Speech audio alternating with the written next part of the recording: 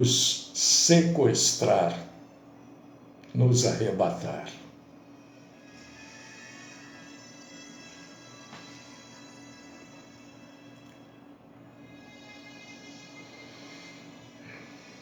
Iniciando o nosso culto, oramos. Deus querido, eterno, único e verdadeiro, graças por mais este dia, por esta reunião. Pedimos a tua compaixão, a tua misericórdia e que o Senhor nos perdoe os pecados, as faltas, as fraquezas, tudo aquilo que te desagrada, Senhor.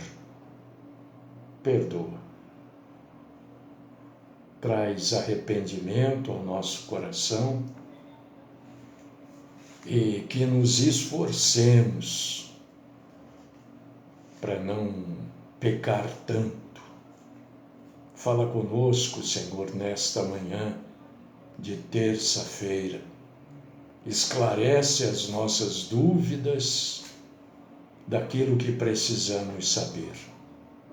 Livra-nos, Senhor, da mentira e, se for da tua vontade, também dos mentirosos. Esta é a oração que eu apresento e deposito aos teus pés, no santíssimo nome do nosso Senhor e Salvador, Jesus Cristo. Amém.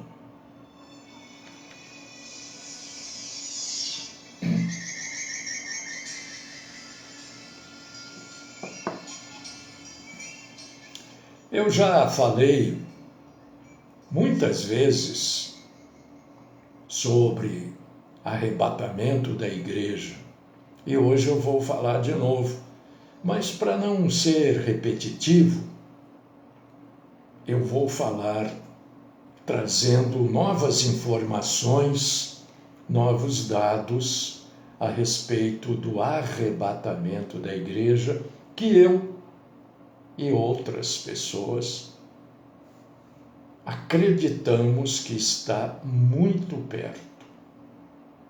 Então, eu quero convidar você. Deixa eu lembrar, sexta-feira, dia 28, ceia. E eu quero convidar você também para você cear conosco na sexta-feira, tá? Vai ser uma alegria muito grande saber que você vai participar da ceia com a gente na sexta-feira, dia 28. Então, já falado da ceia, eu convido você para você abrir a sua Bíblia em 1 Tessalonicenses, capítulo 4, versículo 17. Gostaria muito que você abrisse a sua Bíblia. Se você estiver nos acompanhando pelo YouTube, isso será gravado. Não deixe de dar o seu like. Eu peço, acho que as pessoas esquecem, né? Mas não é para... O like ajuda o vídeo ser divulgado pelo próprio YouTube, entende? É por isso. Então, se você está nos vendo pelo YouTube, né? Não é nesse momento, porque o nosso YouTube é gravado. Dá um like aí, dá um joinha, um positivo, não sei como é que fala isso, mas para que o nosso vídeo seja mais divulgado e mais pessoas possam ouvir a verdadeira palavra de Deus. Não baboseira. Baboseira tem de monte por aí. Vamos lá. Tessalonicenses, primeira, quando eu não falo nada é primeira. Capítulo 4, versículo 17. Depois nós, os vivos, os que ficarmos, seremos arrebatados juntamente com eles, entre nuvens, para o encontro do Senhor nos ares, e assim estaremos para sempre com o Senhor.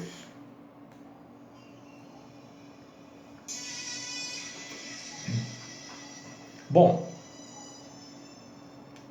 você sabe que o Novo Testamento foi escrito, na grande maioria, no grego.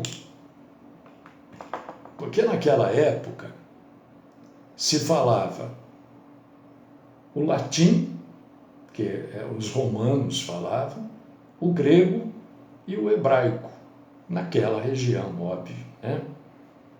E normalmente tudo que era escrito era no grego. Isso aqui foi escrito no grego. E a palavra arrebatamento, ela quer dizer uma ação de alguém de maneira repentina carregar alguma coisa ou alguém pela força. Isso é arrebatamento. Arrebatamento é a mesma coisa que sequestro. Não nos moldes, né, desse sequestro da bandidagem aí, dos foras da lei, né?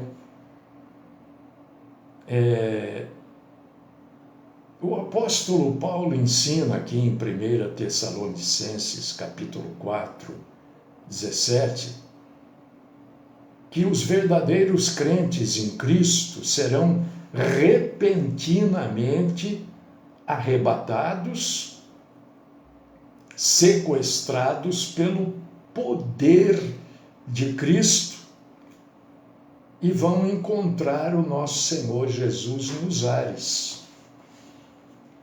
É isso que está ensinando aqui. E eu quero dizer para vocês que em nenhum lugar do Velho Testamento você vai encontrar coisa parecida. Você vai encontrar você não vai encontrar no Velho Testamento nada falando sobre arrebatamento. Você só vai encontrar no Novo Testamento. Por quê? Porque é no Novo Testamento que Jesus institui a igreja. E a vinda de Cristo buscar o seu povo é a vinda de Cristo para buscar a igreja. Lembra quando eu falo que igrejas são pessoas reunidas? Igreja não é prédio, né? Está aqui, ó. 1 Tessalonicenses 4,17. Não fala aqui de vai vir buscar denominação, não é nada disso. Isso tudo é baboseira mesmo. Mesmo. Quem achar que não é, que me explique, então, 1 Tessalonicenses 4,17. Pronto. Então, Jesus virá buscar a igreja, que são as pessoas que o adoram e são verdadeiramente salvas aqui na terra. Aí. Uma outra passagem que fala de arrebatamento, só no Novo Testamento você vai encontrar arrebatamento, hein?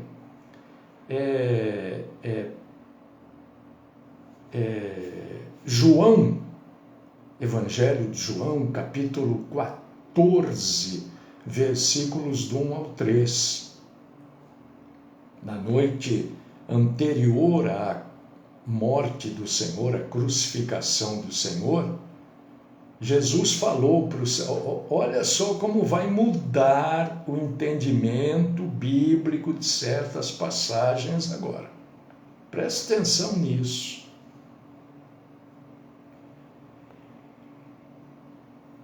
Os espíritas, por exemplo, entendem essa passagem completamente fora do contexto, né?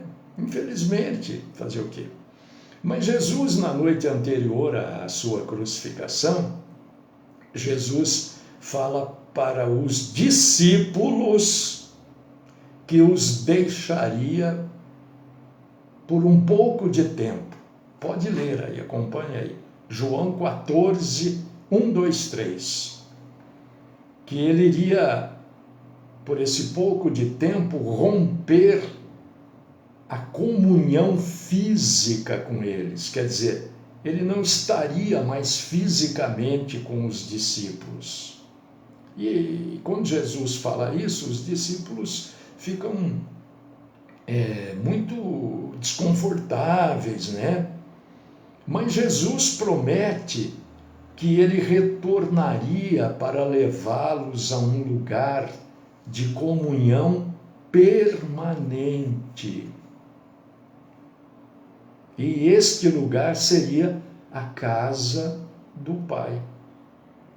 Jesus disse assim: e quando eu for e preparar lugar, voltarei e os levarei para mim, para que vocês estejam onde eu estiver. O que Jesus está falando aqui? Do arrebatamento. É isso que ele está falando. Que ele ia preparar o arrebatamento. E a partir do momento do arrebatamento, todos os arrebatados, juntamente com aqueles que já morreram salvos, estarão eternamente em comunhão com ele. É isso que ele está falando. E a gente encontra nesta passagem de João 14, 1, 2, 3, muitas verdades importantíssimas que eu preciso destacar para você entender a Bíblia. Jesus, quando falou que ele ia para o céu e que ele voltaria da mesma maneira que ele foi, depois de ter feito os preparativos necessários, o que ele está dizendo? Que ele não ia mandar anjo, mensageiro, não, que ele viria pessoalmente. Primeira coisa. Segunda coisa, a promessa que Jesus faz, preste atenção nisso. Para quem Jesus está falando? Para os apóstolos, para os discípulos. Quem eram eles? Seguidores de Jesus. Está sendo dito para os seus seguidores, não para a humanidade toda. Não é a humanidade toda que vai ser arrebatada. Só aqueles que verdadeiramente seguem Jesus. Jesus falava com os discípulos. E quem eram os primeiros representantes da igreja? Os discípulos. Então ele está falando para a igreja, para aqueles que verdadeiramente são seguidores de Jesus, não é para a humanidade, não. Terceiro lugar, terceira coisa importante, né? Outras coisas são importantes aqui, mas eu estou citando aquelas que saltam aos olhos assim. Ele vai levar os seguidores para a casa do Pai. Aonde é a casa do Pai? A casa de Deus, a casa do Eterno. Aonde é? No céu. No céu. Então ele vai levar a igreja, os seus seguidores, os seus discípulos. Lembra que semana passada eu preguei que nem todo mundo pode ser discípulo de Jesus? Lembra disso? Ele está falando para a igreja, os seus discípulos, os seus seguidores. Ele vai levar a igreja para um lugar de comunhão permanente.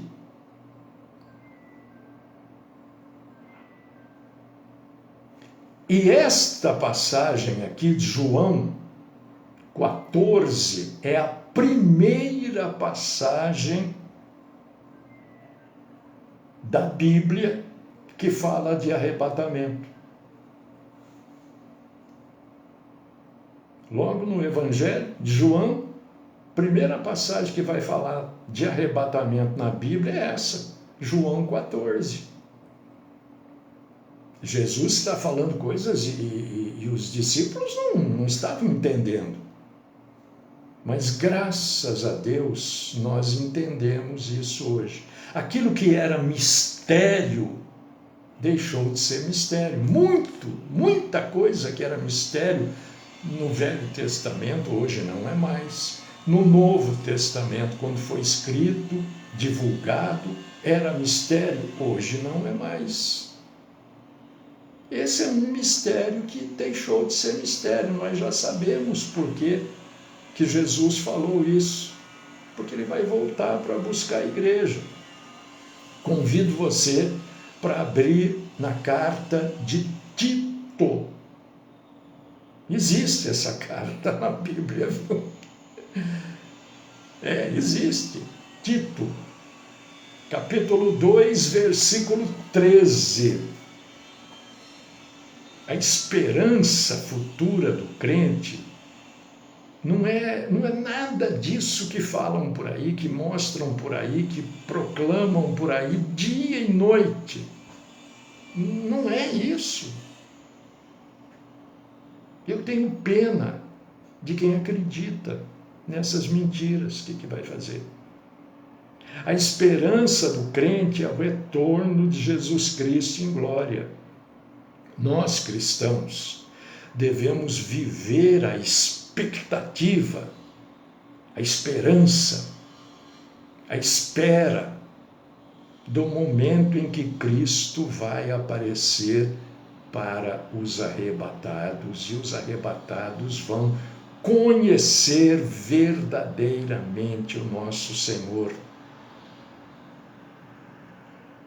Não é correto, irmão e irmã, que os verdadeiros cristãos vivam esperando tribulação ou outro evento qualquer.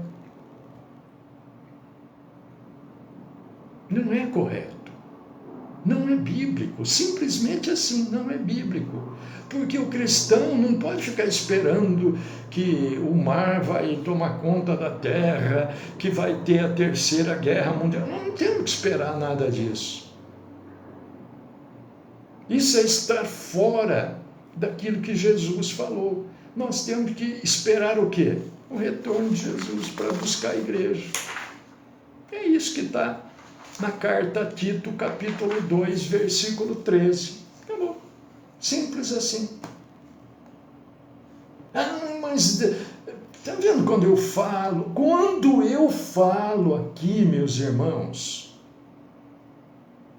essa gente que fica tendo profecia, que Deus acordou eles à noite, e Deus falou, mandou falar, e eu falo baboseira, não falo? Mentira, carnalidade, vontade de se exibir, não falo. Então, ontem eu falei isso. Olha aqui, Tito, capítulo 2, versículo 13. Não temos que estar esperando. Deus não vai fazer isso com ninguém. Porque o próximo arrebatamento para os salvos é a igreja.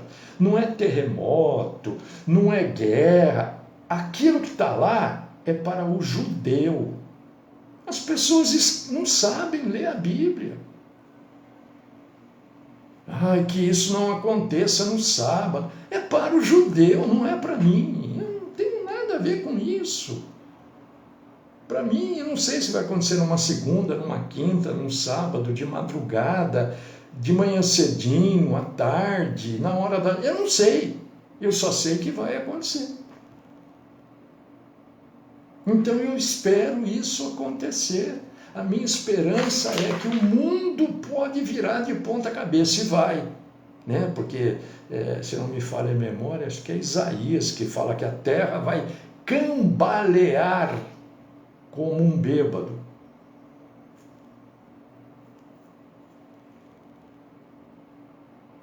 Eu sei que essas coisas vão acontecer, mas eu estou esperando Jesus vir buscar a igreja.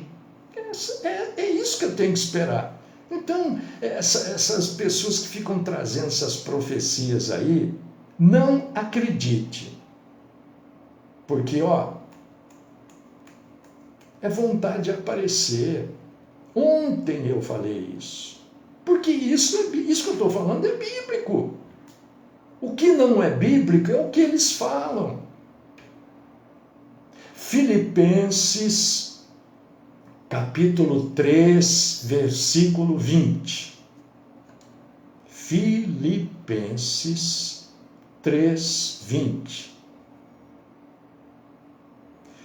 Nesta passagem, estou trazendo passagens do Novo Testamento, óbvio, né? Que fala do arrebatamento, tá?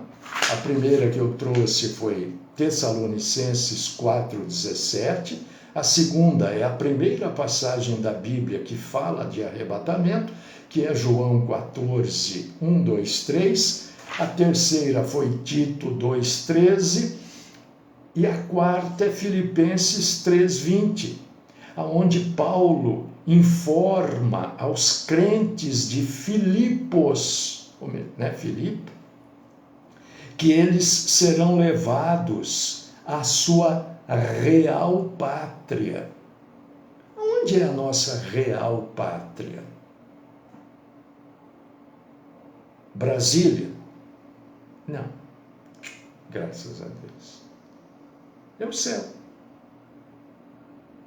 No momento do arrebatamento, nós vamos ser levados para a nossa real pátria, o céu. Nessa ocasião, nesse momento, nesse instante, o corpo físico vai passar por uma mudança operada pelo próprio Senhor. O nosso corpo físico transformar-se-á num corpo igual ao corpo de Cristo. É isso. 1 Coríntios, capítulo 1, versículo 7. Coríntios 1, 7.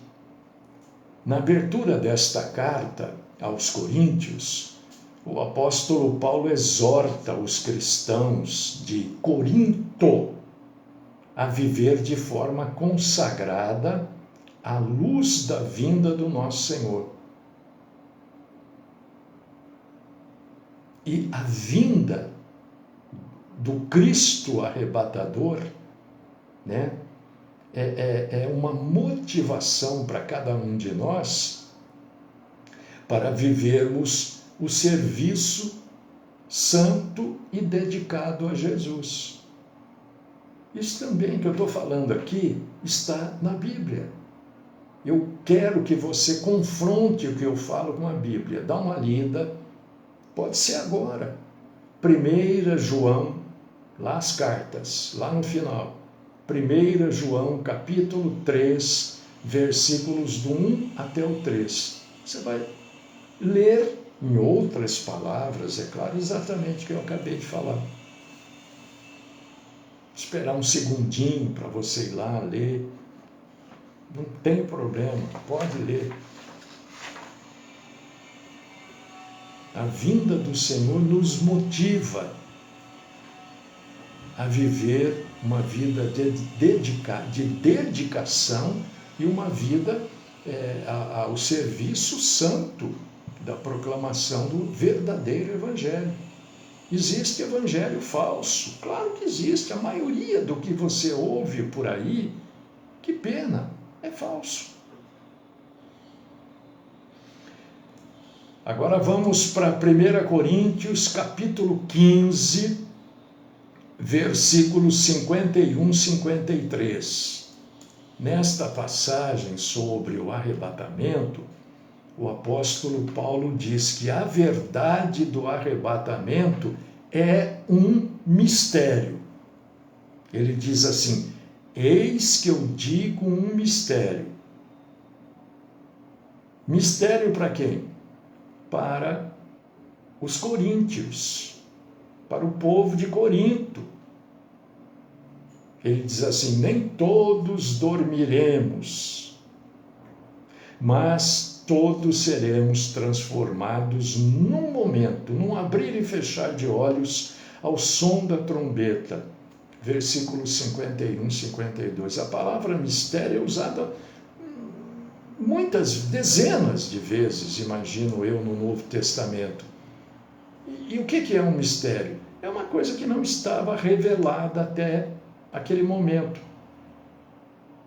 Não era conhecida no passado e nem naquele presente. A igreja em si, os salvos, na verdade, é chamada de mistério também. Várias verdades sobre a igreja são qualificadas também como mistério. Muitas destas coisas nós já sabemos o que é. Deus nos permitiu que o mistério deixasse de ser mistério, fosse revelado. Porque a palavra de Deus é revelada. Por exemplo, a ressurreição do corpo não é mais mistério.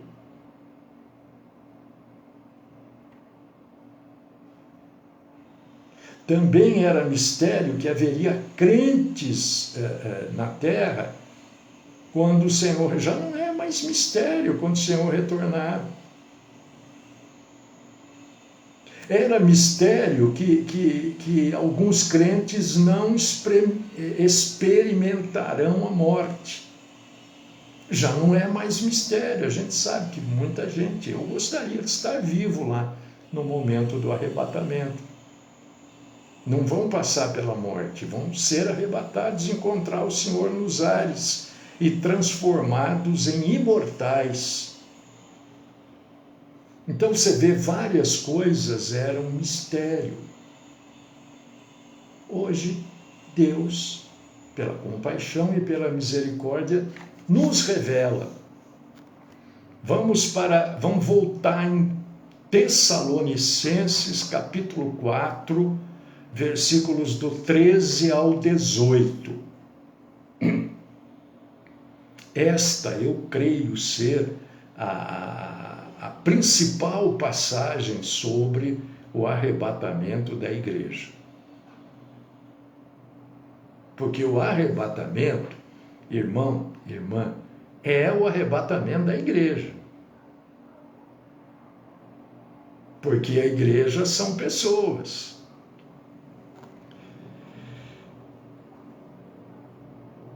Esta passagem, ela contém fatos e detalhes necessários para a gente entender a respeito desta verdade. Esses versículos informam. Vamos ler. Irmãos, não queremos que vocês sejam ignorantes quanto aos que dormem, para que não se entristeçam como os outros que não têm esperança. Se cremos que Jesus morreu e ressurgiu, cremos também que Deus trará, mediante Jesus e com ele, aqueles que nele dormiram. Dizemos a vocês pela palavra do Senhor que nós, os que estivermos vivos, o escritor achou que ele não fosse, que o arrebatamento fosse ocorrer durante o período de vida dele. Os que ficarmos até a vinda do Senhor, certamente não precederemos os que dormem. Pois dada a ordem com a voz do arcanjo e o ressoar da trombeta de Deus, o próprio Senhor descerá dos céus e os mortos em Cristo ressuscitarão primeiro. Depois nós, os que estivermos vivos, seremos arrebatados com ele nas nuvens para o encontro com o Senhor nos ares. E assim estaremos com o Senhor para sempre. consolem-se uns aos outros com estas palavras. Quantas pessoas deixaram de cultuar Deus com a gente, né? Porque não vamos usar de hipocrisia, né? Porque eu pego pesado. Porque a Bíblia é assim. Aqui não tem palavra amiga, não sei o quê, não tem essas bobagens. Porque a Bíblia não tem. Porque olha só o que nós acabamos de ler. E olha o final: console-se uns aos outros com essas palavras. O nosso consolo é porque Jesus vai voltar e vai, ou o morto, não é ou isso ou aquilo, é que eu estou falando com relação às pessoas que estão vivas hoje, né? Ou serão ressuscitadas ou vão ser arrebatadas. Esse é o nosso consolo.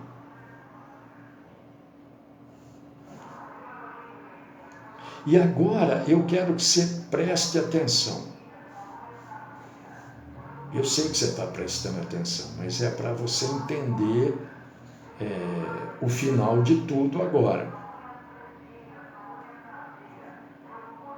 Os escritores do Novo Testamento, sempre que eles discutiam a respeito de arrebatamento, eles tinham no contexto da discussão a vida cristã piedosa.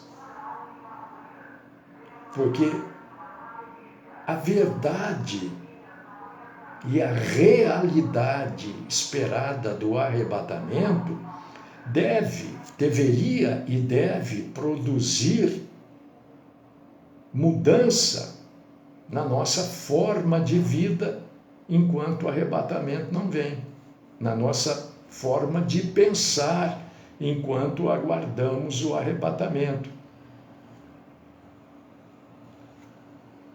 A esperança do arrebatamento deve transformar os cristãos em pessoas amorosas, diligentes, generosas, justas, menos influenciadas pelo pecado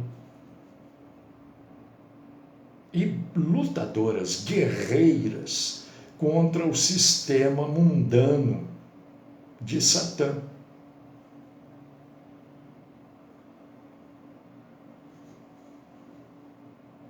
É por causa disso que a Bíblia fala do arrebatamento, para que a gente mude de vida, para que a gente mude a maneira de pensar. E nós, de repente, alguma pessoa que está aí nos vendo, ouvindo, não crê no arrebatamento pré-tribulacionista. Eu creio que nós não vamos passar pela tribulação. Por causa disso, eu sou um pré-tribulacionista. Existem aqueles que são mid-tribulacionistas, que creem que o arrebatamento vai acontecer no meio da tribulação. E existem também aqueles que creem que o arrebatamento vai acontecer no final da tribulação. São os pós-tribulacionistas. Eu creio que a tribulação se inicia a partir do momento do arrebatamento. Tá?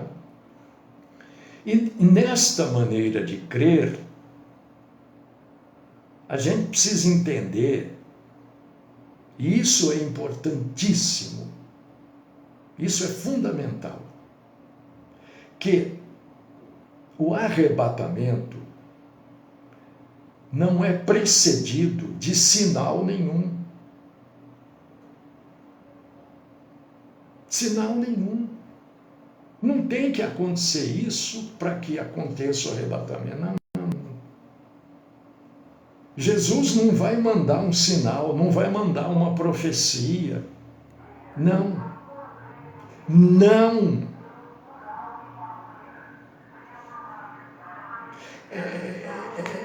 E crer que vai haver uma profecia, outra coisa que precisa acontecer, não falta mais nada. Deixa eu dizer uma coisa para você, não falta absolutamente nada, a não ser uma coisa que a gente não sabe, que a Bíblia fala, que é o número dos salvos. Nós não sabemos, só Deus sabe. Mas nenhum evento mais falta para que o arrebatamento ocorra. Nada, não falta mais nada. Você pode revirar a Bíblia aí, não tem nada, não falta nada. Tudo o que está acontecendo está encaminhando o mundo para a vinda do anticristo, não para o arrebatamento. A guerra, não sei o que, é para a vinda do anticristo. Eu não sei se você acredita ou acreditava, ou nunca tinha ouvido que não tem mais evento, não tem mais nada para acontecer que prepare o arrebatamento. Nada. Se o arrebatamento,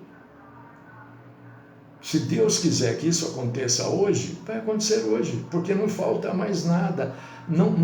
Ai, falta tal coisa na Bíblia. Não falta. Tudo que estava na Bíblia já ocorreu. Já ocorreu.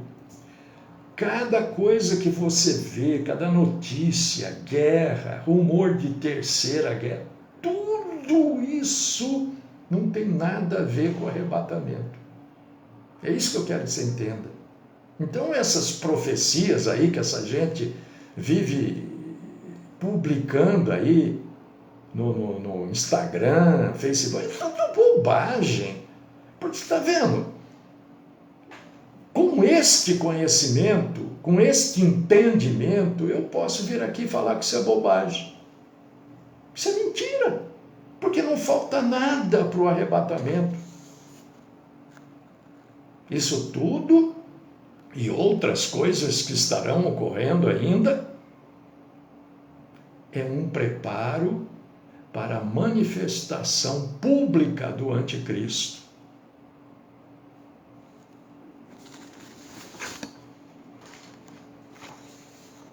Não espere nada. Então, queridos irmãos e queridas irmãs, em Cristo Jesus, o arrebatamento, a esperança do arrebatamento, eu tenho esperança de não morrer. Eu tenho esperança de ser arrebatado. Isso vai acontecer? Não sei. Não sei. Mas é a minha esperança. O apóstolo Paulo tinha, por que eu não posso ter? Ele escreve como se ele fosse arrebatado, mas ele passou pela morte. Então o arrebatamento este evento da retirada da igreja aqui da terra, é da igreja, não é retirada as denominações vão continuar aqui mentindo para o povo.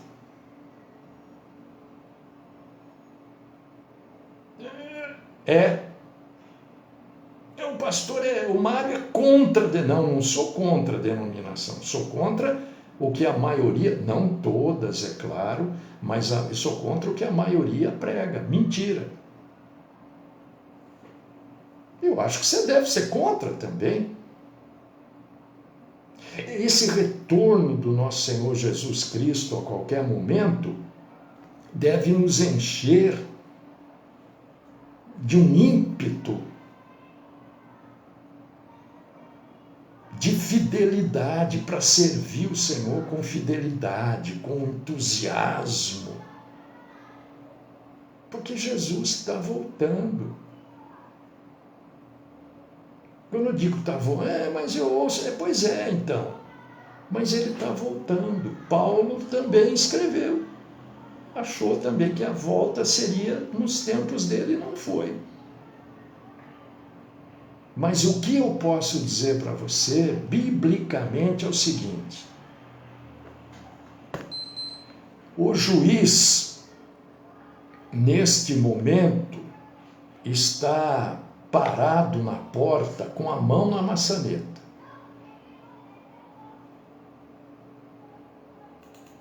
Você entendeu? O juiz está parado na porta com a mão na maçaneta. Por causa disso que nós, num coro só, devemos dizer: Maranata. Que quer dizer o quê? Vem, vem, Senhor Jesus.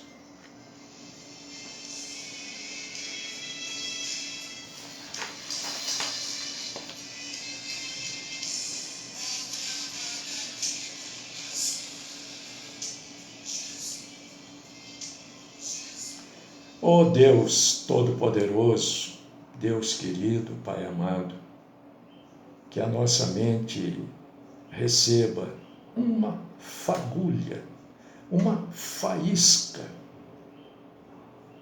da luz da glória do Senhor sobre este assunto.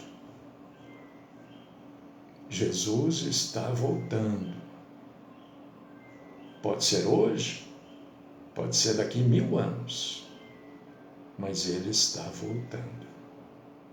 Essa é a única esperança do crente. Se o crente tiver outra esperança, está soprando no vento e chovendo no molhado. Glórias a ti, Senhor. Glórias a ti, no nome do Cristo Jesus é que eu oro. Amém.